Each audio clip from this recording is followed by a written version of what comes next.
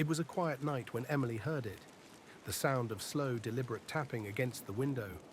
She was alone in her apartment, sitting on the couch with a book, the glow of the lamp the only source of light.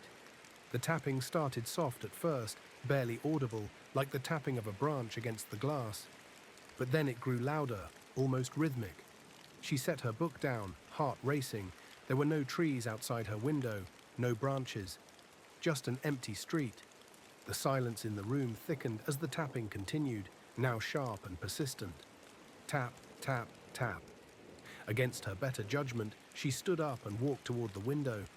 The fear was gnawing at her gut, but curiosity had its grip on her too. She hesitated before pulling back the curtain, her breath shallow. Nothing. There was no one outside, just the empty street, bathed in the faint light of a street lamp. Relieved, she turned away. But as soon as her back was to the window, she heard it again. Tap, tap, tap. This time it was louder, closer. Her blood ran cold. She spun around, and in the reflection of the window, she saw something she couldn't comprehend. A figure, pale, gaunt, and unnaturally still, standing just behind her, right there in the glass. Its eyes were black holes, hollow and staring straight at her. Her body went rigid, the air around her thick with dread. She couldn't scream. She couldn't move. The figure in the reflection stepped closer, its face inches from hers, but still it was just a reflection, just a distorted, twisted version of reality.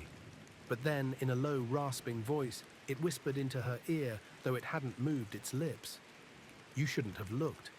Emily's heart slammed against her chest. She whipped around, but the room was empty. Nothing was behind her, no figure, no one. The window was clear. The tapping stopped. The room was silent. Emily didn't dare to breathe. Suddenly, the doorbell rang. Frozen, she slowly crept to the door, her hands trembling. She peered through the peephole. Nothing. The street was still empty. No one was there. But the voice, so close, so real, came again, this time from the other side of the door. "You should have stayed away." A cold hand rested on the doorknob. The lights went out.